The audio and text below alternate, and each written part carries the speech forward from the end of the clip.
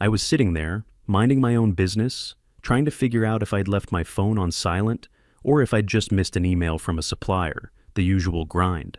Then Greg Holloway, CEO of Pacific Freight Solutions, drops the bomb. "Jack, we're making some changes," he said, his voice all polished and rehearsed, like he'd practiced this line in front of a mirror. "We're realigning the organization." I'd been with the company since day one, built it from scratch, really, from a tiny office with a desk that was way too big for the space, to a multi-million-dollar operation. But in that moment, none of that mattered. The words weren't, "You're fired," but they might as well have been. I was being pushed out, stripped of authority, sidelined under the excuse of realignment. It hit me hard, sure. I didn't even know how to respond at first. All those people in the room, executives, managers, watching, waiting for me to say something. But there was nothing to say. Greg, the fresh-faced 32-year-old, looked like he had it all figured out with his shiny MBA, while I was just the guy who actually made the damn thing work. I didn't shout, didn't fight it. I didn't even make eye contact with anyone as I stood up to grab my stuff. I just kept my head down, walked past the others in the office, and slipped my business card across Greg's desk without a word. Just a small act. Subtle. It was all I could manage. I'd been cut loose from any real authority. But I wasn't done, not by a long shot. Anger, humiliation, confusion. Yeah, they were there, all tangled together in my gut. But I was already thinking about my next move. My mind raced, plotting out how I could use this humiliation to my advantage. That was how I survived in this business, after all, by always staying one step ahead. I walked out of that office. This wasn't the end for me, not by a long shot. I didn't even get a full week to breathe before the cracks started showing. Greg didn't waste a second stepping into the role like he'd earned it. The very next Monday, he called a meeting without me. Vendor strategy. My territory. I stayed silent, sitting at my desk, while the execs filed into the glass-walled conference room. I could see them nodding along while Greg waved his hands around and clicked through his PowerPoint like he'd unlocked some secret to the universe. Problem was, he didn't know jack about how any of it actually worked. The office started to feel different, tighter, quieter. People kept their heads down more. Morale dipped, but nobody said it out loud. Greg strutted around like things were fine, but the rhythm was off, like a truck driving with one tire half flat. I could feel the weight of every missed beat. Then, out of nowhere, I got this email, addressed directly to me, from a guy named Nathan Torres at Helix Logistics. "Hi, Jack. I'm working on behalf of Helix to get clarity on some operational workflows that appear undocumented. Hoping you can provide insight into how freight scheduling and vendor redundancies were managed prior to the current transition." I read it twice. I waited 5 hours before I answered. Didn't want it to look desperate. I kept the tone dry, factual, laid out our cross-routing protocols, our tiered supplier system, and how we balanced regional carriers against national ones during peak disruptions. Nothing flashy, just what worked. Next morning, Nathan replied, "Thanks, Jack. Very helpful. Would appreciate staying in touch as we continue due diligence." No one in the office knew. Not Greg, not his new crew, not even the finance team. But I knew. Helix was already watching. They weren't impressed. Greg could run his little show, flash his new branding decks, play CEO. I'd built the engine. I still knew how to keep it running, with or without the title. The more Greg floundered, the more Helix started paying attention to what I was quietly doing behind the scenes. It wasn't like I was planning anything major or making a grand gesture. I wasn't out to steal anyone's thunder. I just knew how to fix things, and I was good at it. The emails from Nathan kept coming. Little things at first. Follow-up questions about vendor management, risk assessments on certain shipping routes, stuff that Greg had ignored or didn't even know about. I gave him what he needed. No fanfare, no drama. Just facts. Greg, meanwhile, was off making waves with his rebranding campaign. He seemed to think flashy logos and new slogans would somehow fix the supply chain issues, but he couldn't see the cracks. Hell, he didn't even know where to look. Then one day, out of nowhere, I got an email from a woman named Karen at Helix. She was the integration specialist for the merger, and she wanted to talk about operational continuity. She attached a confidential file with the subject line, Leadership Changes. I clicked it open, expecting another round of vendor reports or logistics updates. Instead, I saw my name, Continuity Lead. Underlined. I leaned back in my chair, reading through it again. Continuity Lead. My role was to ensure that operations ran smoothly during the acquisition process. There it was, plain as day. I didn't say a word to anyone. I didn't need to. Greg was still focused on rebranding and restructuring, thinking that was the big win. I had bigger plans. For now, I kept a low profile. Didn't even bring it up to Karen when we exchanged emails. I wasn't trying to make headlines or get attention. I just wanted to keep things running like they used to. Keep the wheels turning without anyone noticing the grease. Then I did something Greg wouldn't have done. I documented everything. Every mistake, every misstep, every warning I'd given, all the things he'd ignored. And I sent it straight to Helix's risk team. Just the facts. No opinion. I knew the drill. That night, when I got home, I leaned back in my chair, feeling the weight of it. I had done my job. I'd saved the company again, but this time, I knew I wasn't the one who would get the credit. Greg would keep on with his flashy ideas while I stayed behind the curtain, pulling the strings. And in the end, when Helix saw the mess he'd made, they'd know exactly who had been holding it all together. Things were slipping. I could feel it. And more importantly, I could see it. Greg's latest cost-saving move, slashing our vendor redundancies, had disaster written all over it. He cut ties with backup suppliers, figuring he could streamline everything and save a buck. The problem? Those backup suppliers were our cushion. They were the ones who stepped in when the main guys dropped the ball, when weather hit, or when something went sideways in the middle of a shipment. But Greg didn't care. He was too focused on his shiny new vision to see the structure that had kept this company from crumbling during tough times. A few weeks later, a shipment got delayed, then another, then a third, and this time, a major supplier threatened to pull out. Payments were missed, and with no backup in place, we were scrambling to fix the issue. If not for the contingency plan I'd put in place months ago, the one Greg had no clue about, we would have faced a massive disruption. I wasn't going to let the whole thing blow up in front of everyone, though. Instead of confronting Greg directly, I did what I'd done before. I documented the issue, outlined how Greg's decision violated our continuity clauses, and sent the report to Helix. Straightforward, no emotion, just facts. I knew it would get noticed. It didn't take long. A few days later, I got an email from Karen. Hi, Jack. I've reviewed your recent report and would appreciate your insight on how these changes might impact long-term operations. I'd like to hear your thoughts on the risks going forward. I didn't hesitate. I wrote up a detailed assessment explaining the risks of Greg's changes. I didn't have to sugarcoat anything. The gaps were obvious. The company was teetering and Greg's strategy wasn't going to hold. I wasn't interested in making Greg look bad. I just wanted to make sure the right people had the information they needed. The more I interacted with Karen, the more I understood that Helix was already sizing me up. I was becoming the expert they needed to keep the company from falling apart. The guy in the background, fixing everything quietly, while Greg took the spotlight. Then Greg made his next big move, a complete overhaul of the leadership team. He brought in a consultant to assess the talent pool, but I could already see the problem.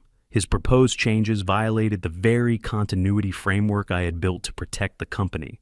Once again, I documented everything, every risk, every oversight, and every clause that was about to be ignored. And once again, I sent it to Helix. I didn't expect Greg to notice, but of course, he did. That afternoon, he stormed into my office. "You're undermining me," he said, his voice tight with frustration. "You've been sending all this stuff to Helix behind my back." I stayed calm. "No, Greg, I'm making sure the company survives." His eyes flashed with anger, but I didn't budge. I had no intention of getting into a shouting match. The next day, I got the call. Helix had frozen all staffing changes. Every one of Greg's proposed changes was on hold. It wasn't just a minor shift. This was a game changer. Greg had no idea what had just happened. I knew this was the meeting where it would all come together. Pacific Freight Solutions and Helix had been circling each other for months, and today, the transition would finally happen. I walked into the conference room, the familiar smell of coffee and paper hanging in the air. The room was set up in that sterile corporate way, with the long table and leather chairs. Greg was already standing at the front, clicking through his flashy PowerPoint slides. His voice was high energy, too eager, as he pitched his vision for the company's future. He talked about growth, about innovation, about the bright new direction he was leading us toward. The slides were all graphs and colorful charts, each one more optimistic than the last. It looked good, but it was smoke and mirrors. I sat quietly at the back, arms crossed, waiting for him to finish. Greg's confidence was all bravado. He wasn't talking about the real problems, the ones I had been fixing in the shadows. He wasn't talking about the cracks in the foundation. And he wasn't mentioning that, behind the scenes, Helix had already started to take control. Greg finished his presentation, and the room was dead silent for a beat. I could feel the eyes of the room on him, waiting for someone to speak. Karen from Helix began reviewing the continuity plans, outlining the operational systems that would keep things running smoothly post-acquisition. She was going through the details, explaining how things needed to align. Before she could finish, though, the CEO of Helix, David Green, looked over at me. His gaze was steady, calculating. "Jack," he said, his voice cutting through the stillness, "can you clarify whether the staffing changes Greg proposed have been approved under the continuity framework?" I didn't hesitate. I didn't need to. I slid my business card across the table to David. It was a simple move. No fanfare, no words. Just the card, my name, my role as continuity lead, and Helix's logo. The room went silent, thick, heavy silence. Greg started to laugh, nervous, like he was trying to brush it off, like he didn't feel the shift in the air. "It's just a formality, right?" he said, his voice a little too high-pitched. "We're just finalizing the plan." David didn't laugh. He picked up the card, glanced at it, and looked down at the document in front of him. His eyes skimmed the lines, then locked onto the legal language. Slowly, he looked back at the room. "I see," David said, his voice calm but firm. "According to the continuity framework, all staffing decisions now fall under Jack's authority. That includes the leadership changes Greg has proposed." The room seemed to shrink, the air thickening with the weight of his words. I felt the shift, but I kept my face neutral. Greg, on the other hand, looked like the floor had dropped out from under him. His bravado crumbled in an instant. He stared at David, then back at me, his mouth opening and closing like he couldn't find the right words. Greg tried to recover. This can't be," he stammered, his voice cracking. "I'm the one leading this company." David's eyes didn't waver. "The framework has been set, Greg. It's Jack's call now." The power shifted so quickly it was almost painful to watch. Greg's moment of triumph, his carefully built image of control, evaporated before him. I didn't say anything. I didn't need to.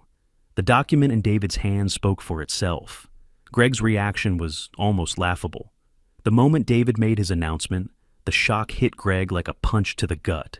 He stood there for a second, his face going from pale to red in a heartbeat. Then his mouth opened, but no words came out at first. Finally, he found his voice. "This isn't right," he said, trying to mask the panic creeping into his tone.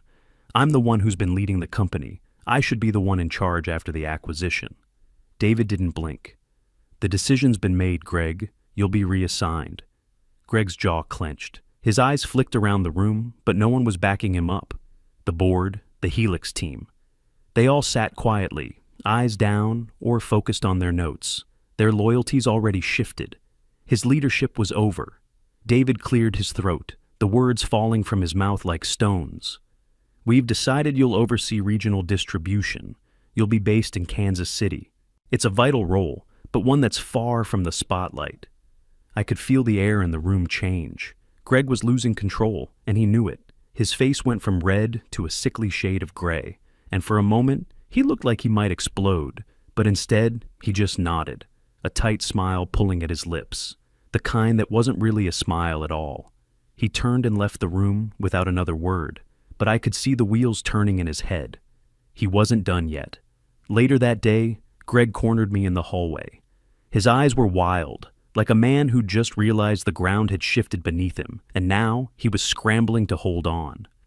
"You planned this all along," he spat, his voice trembling with barely contained rage. "You've been playing me from the start." I didn't flinch. I wasn't surprised, But I didn't play the same game he did. I wasn't about to fire back with insults or accusations. "No, Greg," I said, my voice steady. I prepared for it. The finality in my tone seemed to cut through him.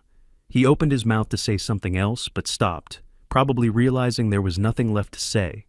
He turned and walked away, shoulders slumped.